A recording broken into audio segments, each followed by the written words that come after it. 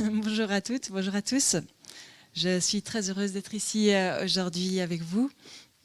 Je ne suis pas une grande théoricienne, je le dis d'emblée, mais je me ferai un plaisir de vous parler de ma pratique, l'art-thérapie, et comme son nom l'indique, associe l'art et la thérapie. Donc, je suis art-thérapeute intermédiale. Je travaille donc dans le service de réhabilitation de Beau Séjour et avant cela, j'ai animé pendant de nombreuses années des ateliers expressifs avec des enfants pendant une dizaine d'années.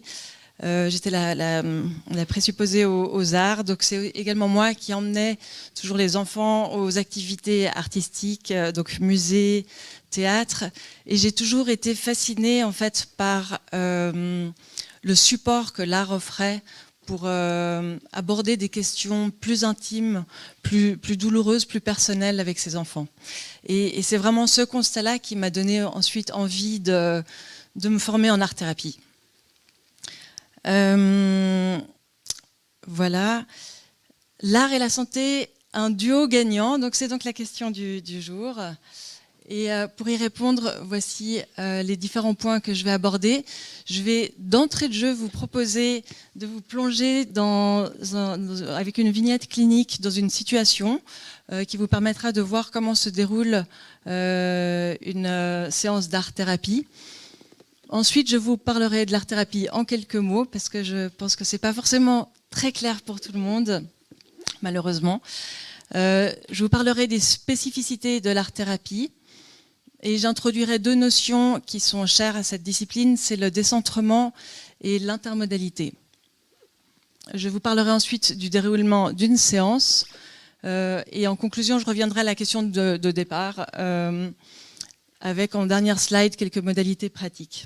L'exemple clinique voilà, vous permet d'entrée de jeu de voir comment se déroule une séance. La situation que je vous présente se déroule lors d'un atelier de groupe dans le service de réhabilitation cardiovasculaire. C'est donc avec des patients qui ont des atteintes importantes au niveau du cœur. Ils ont en général des grandes balafres qui sont dessinées sur leur thorax, c'est assez impressionnant. Et ils arrivent vraiment à un moment de leur vie où ils sont dans une grande vulnérabilité.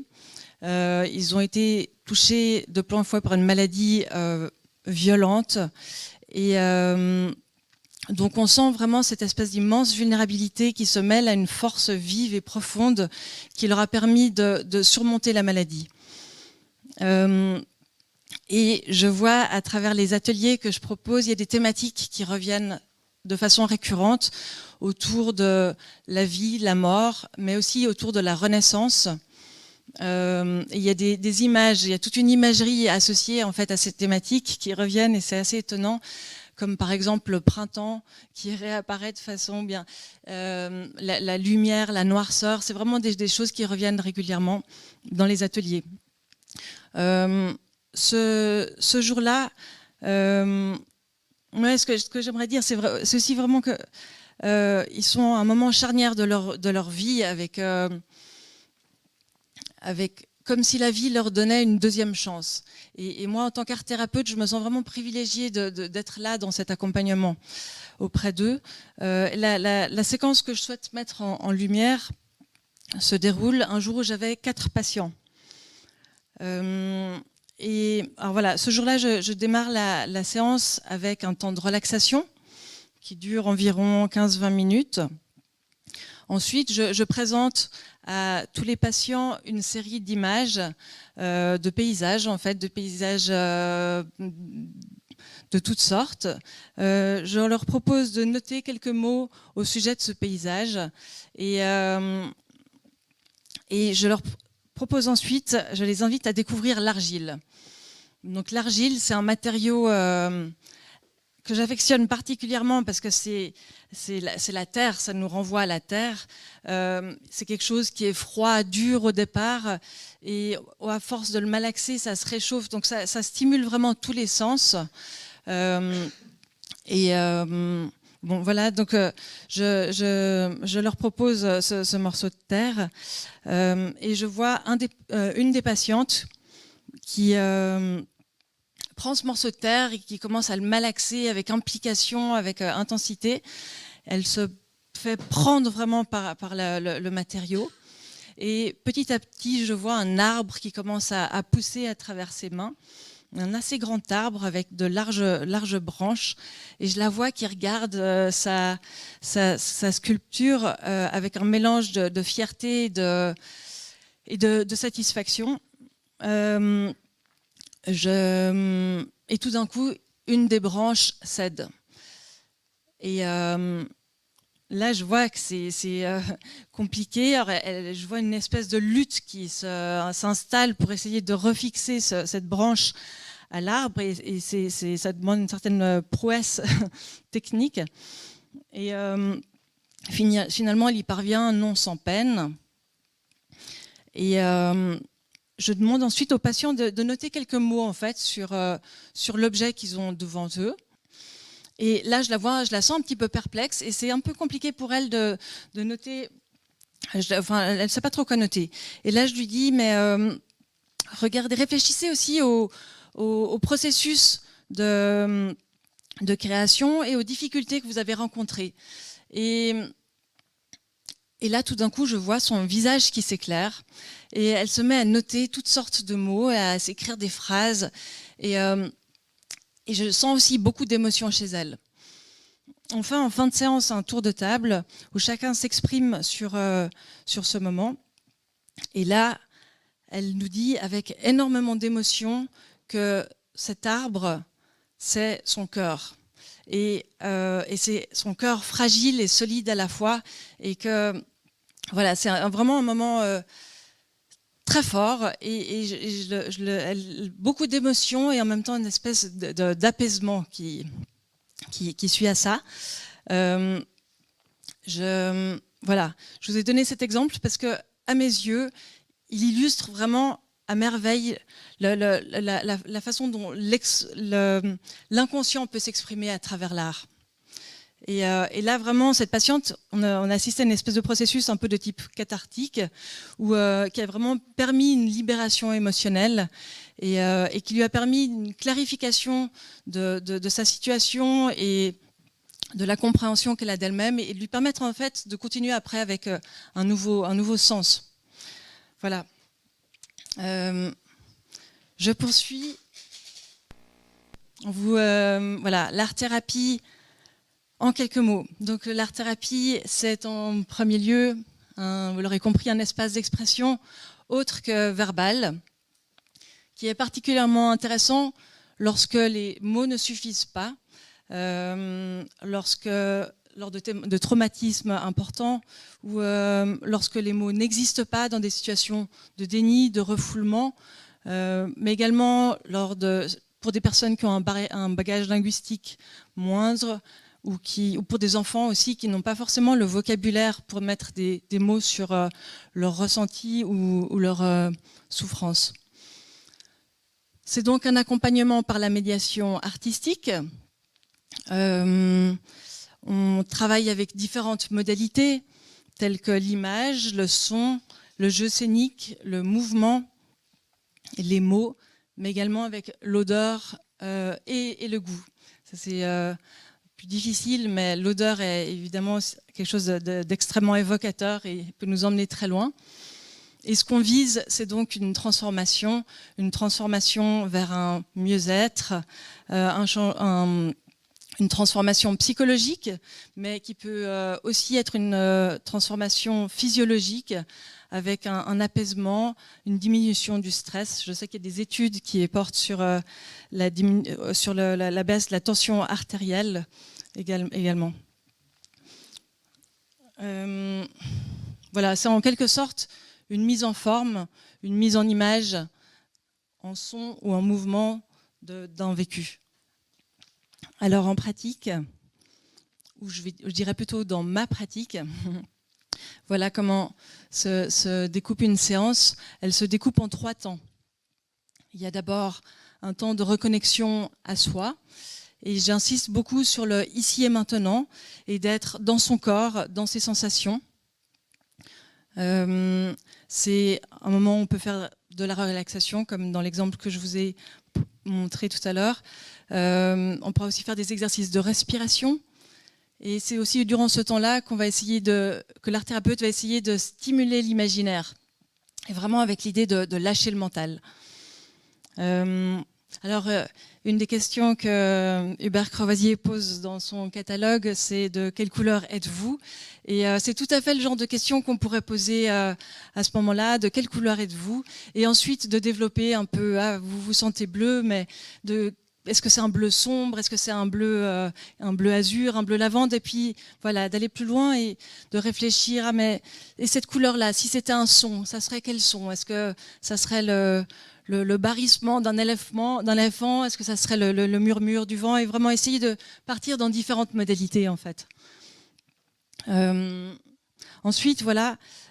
Il y a le temps de création qui est évidemment le temps le plus long de la séance. Et là, ce qui est vraiment essentiel, c'est le plaisir. C'est prendre plaisir à jouer avec la matière, c'est se laisser surprendre, c'est expérimenter. Et dans ce temps-là, l'art thérapeute va se mettre un petit peu en retrait dès que la personne est partie pour pouvoir la laisser partir le plus librement possible. Et enfin, en dernier lieu, il y a un temps réflexif qui est un temps important où on accueille, on observe et on fait des liens. Et on essaye d'observer vraiment de façon très neutre et objective le plus possible et de réfléchir par exemple à est-ce qu'il y a beaucoup de blanc, est-ce qu'il y a beaucoup de couleurs, est-ce que... Enfin vraiment de détailler l'œuvre et pas de tout de suite partir dans des évocations parce que ce n'est pas forcément l'interprétation qui nous intéresse. Et voilà, le temps d'une séance varie entre 50 minutes, 1 heure, 1 heure et demie, ou voire un petit peu plus en groupe. Le matériel proposé est extrêmement vaste. Peinture néocolore, crayons, feuilles de toutes les couleurs, de toutes les tailles, magazines, matériel naturel. Moi, j'aime beaucoup, quand je vais à l'hôpital, amener des choses de l'extérieur, comme des fleurs, du feuillage, des choses qui rappellent la nature. Pour le son, on travaille avec des musiques, plutôt des musiques instrumentales, mais on peut aussi amener des instruments de musique assez simples à utiliser. On travaille avec de l'argile, des flacons d'odeur. Voilà, c'est des exemples. Voilà, il y a aussi, on peut travailler avec des mots, des citations. Là, il y a justement des images de paysages. Alors ça, c'est des exemples plus de créations qui ont été faites, plus ou moins élaborées.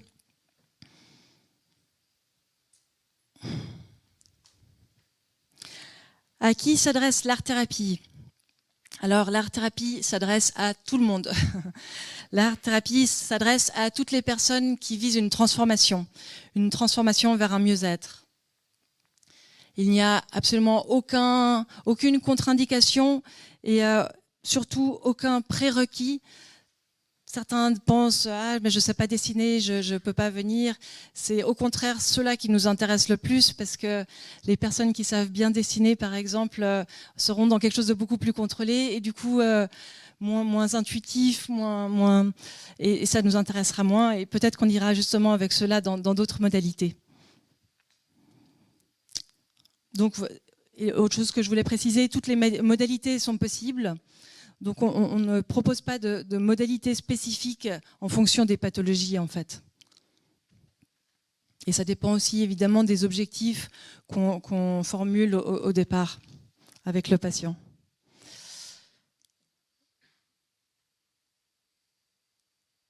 L'art-thérapie, un art...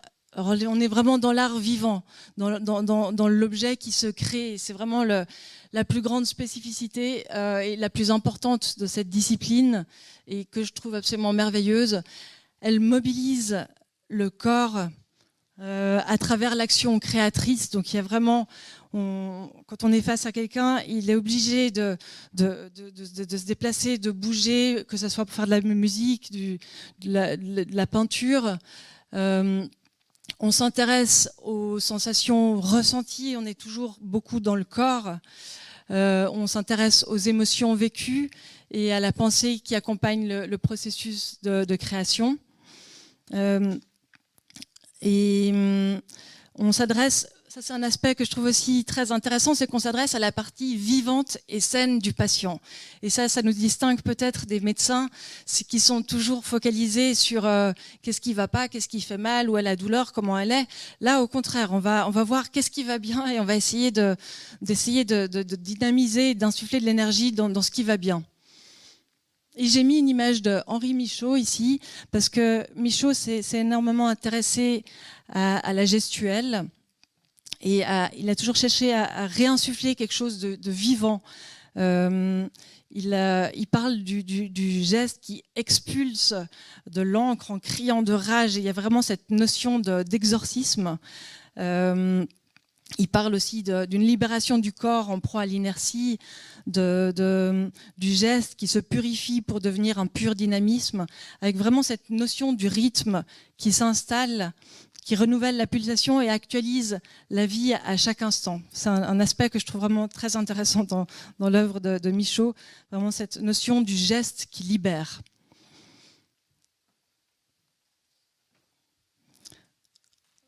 Alors, je vais vous introduire maintenant une notion qui est le décentrement, qui est une notion, un concept qui a été développé par Paolo Knil, qui est un thérapeute, psychologue et artiste suisse, qui propose une approche où l'on ne se confronte pas de façon directe à la problématique, ni à la souffrance du patient. Donc, on cherche vraiment à détourner l'attention. Il y a Jean-Pierre Klein, qui est un psychiatre français, qui a beaucoup écrit sur l'art-thérapie, qui parle de stratégie du détour. On va vraiment essayer de contourner les mécanismes de défense c'est une façon en fait vraiment de s'approcher de la problématique du nœud du patient en évitant en fait les mécanismes de défense. Donc l'idée c'est vraiment de lâcher le mental, de se laisser emmener par la création et on réfléchit, on fait des liens dans un second temps. Donc c'est une approche où on travaille aussi beaucoup avec l'inconscient. Le jeu, par ailleurs, a une grande part en art-thérapie. Et quand je dis le jeu, c'est vraiment ce qu'on appelle le play et non pas le game. C'est vraiment le jeu libre. Qui va aussi de pair avec la notion de plaisir, évidemment, et qui va aussi favoriser ce décentrement. Donc ça, c'est un exemple. Un participant, un patient pioche par exemple dans une boîte un mot, en l'occurrence là en lien, et à partir de ce mot, il va partir en création. Et dans sa création, il y a des éléments nécessairement qui vont apparaître, des préoccupations qui l'habitent en ce moment. Là en l'occurrence, il y avait des thématiques autour de l'enfermement. Et voilà, et ça apparaît ensuite dans un dernier temps, lors du temps réflexif. L'autre notion que je souhaite introduire, c'est l'intermodalité. Donc, c'est vraiment l'idée d'alterner les modalités. Et ça permet d'aborder une même problématique par différents biais, par différents éclairages. La personne s'exprime à travers une première modalité, par exemple le mot. Et ensuite, si on sent qu'il y a quelque chose qui est un peu bloqué, il y a quelque chose qui n'avance pas, on va lui proposer une autre modalité. Ça peut être le son, le mouvement, l'image. Et on va essayer de s'approcher toujours au plus près de la problématique. Donc l'art et la santé, un duo gagnant. Le beau soigne-t-il? Est-ce qu'une exposition peut-elle faire du bien? Je pense que la question ne se pose pas beaucoup ici. Néanmoins, ma réponse en image.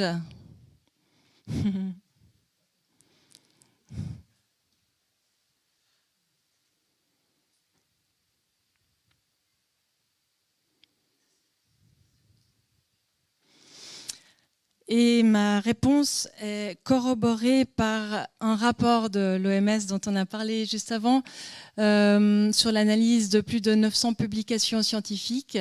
Donc c'est un rapport datant de novembre 2019. Les arts apportent une aide psychologique, mais aussi physiologique, sociale et comportementale en procurant une sensation de bien-être.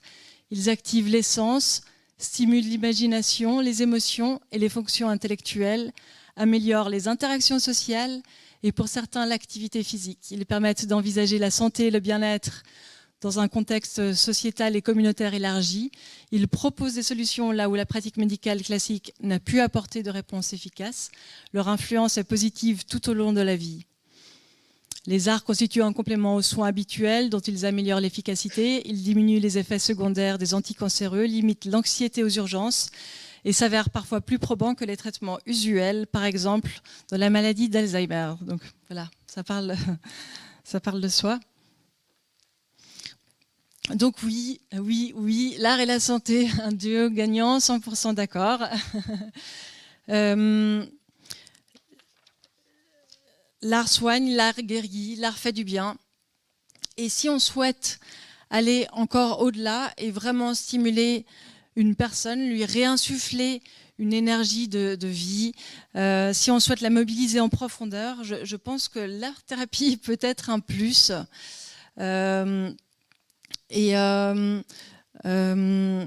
On en parlera aussi un peu plus tard lors des prescriptions muséales cet après-midi, mais je pense effectivement que le fait de proposer des ateliers créatifs est vraiment quelque chose d'extrêmement riche.